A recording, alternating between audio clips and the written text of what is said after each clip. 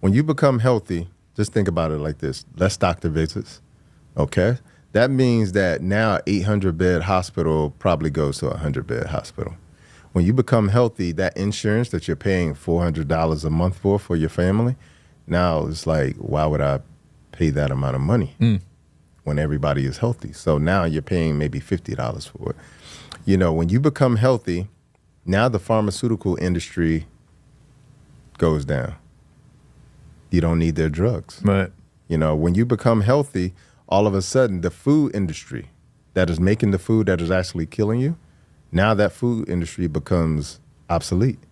So that's why I tell people all of these industries that are literally taking away seconds, minutes, hours, days, weeks, months of our lives, all of these systems go void as soon as you start voting with your dollars and buying food and living a lifestyle that is actually conducive to you actually being healthy. Absolutely. Yeah. Instead of fighting them with money, we should just not fight it at all and just go out on our own. Yeah. Start purchasing food from a farmer who actually has philosophies and practices that are in line with you being healthy, with the food, the kind of food that they grow, and the way that they grow it. Yeah. You know, like instead of you saying, when I get a headache, I'm going to go get Tylenol or Excedrin, you just simply drink more water because you're probably dehydrated. Like when we start to vote with our dollars like that, they can't help but make a different decision as a company. Yeah. Because now they're not getting the money. What's your take on microplastics? Man, it's unfortunate, but again, it's another new invention. This is something that you go back 50, 60 years ago, very little use. Right. But now it's everywhere. It's wrapped on our foods.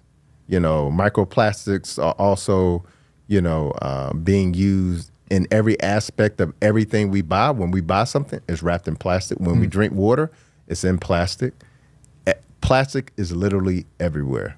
And now it's been filled up in the ocean. So a lot of the fish are filled with microplastics as well, too. And what people don't know about these plastics that are being used is they're not only an issue in terms of like an environmental issue, but a lot of these plastics are carcinogenic and disrupt our hormone system in our bodies as well, too. Scary, man. Super scary, because most people, they store their food in plastic. Yeah. You know, so like think about that for a second. When you buy a bottle of water, and in this case, you got glass, so you don't have to worry about that. But the reason why a bottle of water has a date on it, because water doesn't go bad, the plastic goes bad. And as it starts to go bad, it leaches into the water. So this is why you see a lot of water bottles that say BPA free. Right. Because BPA, or bisphenol A, is one of those microplastics that disrupt your hormones, particularly in men, but also women as well, too. So now you're seeing a lot of hormonal issues as well, too. And when you think about men, and I think we'll talk about it in a second, but like this new feminization of men, this isn't a new term. This is something that has been put out there for quite some time. And it's been put out there quite some time because what we've noticed is that there's been this trend of men's not only sperm count, but testosterone levels dipping. Right. Dipping. If you go back to 1990, the average testosterone was around about 500. You go to the 2000s, average testosterone is probably about 400. And today it's around about 300. Holy crap. Now, here's the comparison I want to give you. We can go back and look at our paleo ancestors and look at the bone structures and things of that nature. And most of them are walking around with a testosterone level between 1,000 and 1,500. Dang. And what people don't understand about testosterone, especially as a man, it makes up who you are. And what I mean by that is when your testosterone levels are low, your motivation and your ambition are low. Okay, and what do we see today? A lot of men who are low in ambition, low in get up and go, right? Yeah. When you think about men, one of the biggest complaints that I get from men is erectile dysfunction. Yep. Low testosterone, low sexual desire, low testosterone, man boobs, low testosterone, And guess what? Estrogen lowers testosterone. And the unfortunate thing about these microplastics, they are fake estrogens, xenoestrogens, synthetic estrogens. And they're everywhere in the environment. They're not just in plastics, but they're in our soaps. So when you look on your soap and you see alkylphenol or phenol anything, that's a microplastic slash endocrine disruptor. Wow. That increases estrogen in the body. Crazy. Shampoos and soaps, parabens and phthalates. Both of these increase estrogen in the body. When you think about some of the herbicides, the second leading herbicide used in the U.S. is atrazine. Now, the interesting thing about atrazine is that they've done studies on it, and they've done the studies in frogs.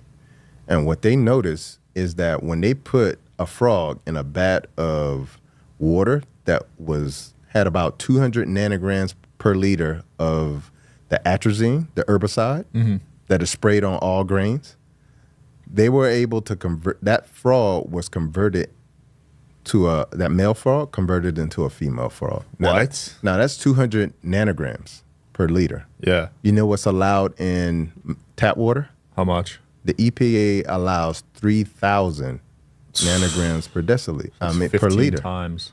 So you can see what I'm saying. Like, that's increasing estrogen in the body as well too. And people are showering in it. They're People are bathing in it. Bathing in it. So Pools. just think about that. When you take a bath, you're literally soaking up all of that. Like you're crazy. soaking up the chlorine, you're soaking up the chloramine, the lead, the potential mercury. Yeah. Like I mentioned before, EE2, which is an estrogen that comes from birth control, also in there as well too. Wow. The atrazine that is running off in the water. I think they found atrazine in about 40% of all tap water.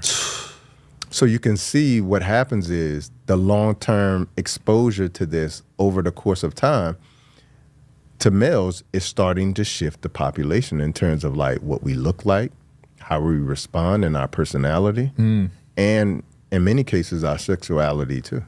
Wow. No wonder that movement's so powerful right now then. Yeah. It definitely has a contributing factor. And what people just don't know is not just males that it's affecting, it's also affecting females as well too.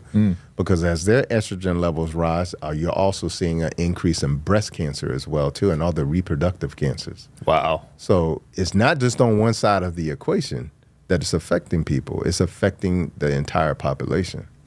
I wonder if there's a fix for the water issue because atrazine's in it. Is there a way to remove it at all? Well, one of the fixes is you definitely got to get a water filter for the whole house. Now, if you live in an apartment, you won't be able to do that. But you can do a filter at the point.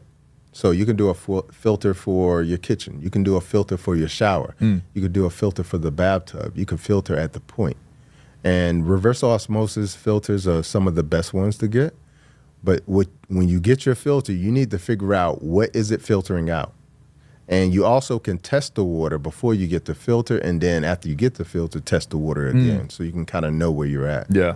But this is a big issue, and the reason why it's a big issue and it's so personal for me is because I see a lot of young men who are depressed. And in 2022, we saw the largest increase of in males ever. Damn. The record high in 2022. And one of the things that happens when your testosterone is low is depression. And men commit at a rate 4 times that of women. So it's a real huge issue for us. And I say it's a us issue, not a male or a female issue. It's a us issue because these are fathers, sons, uncles, etc. Yeah. And at the end of the day, I think the largest population of men who are committing were those who are under 50, the age of 50. Wow. So it's important for us to know and understand, especially in a culture where I believe that our culture doesn't make room for men to express themselves emotionally. Because we're taught from like a little boy, when we fall down, we start crying, stop crying, Right. Be a big boy. We're taught, even as men, when there's a problem, we start talking about it, you're being emotional. So we don't even have a culture to support us in that way.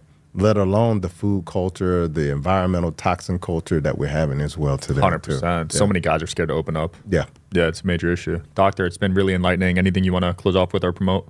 Man, I just think I hope and I wish for people to really take their health serious. I believe that the highest version of you is the healed version of you. And we have to heal ourselves not only from a lifestyle standpoint, but from a trauma standpoint as well, too, from a mental and a spiritual standpoint as well, too.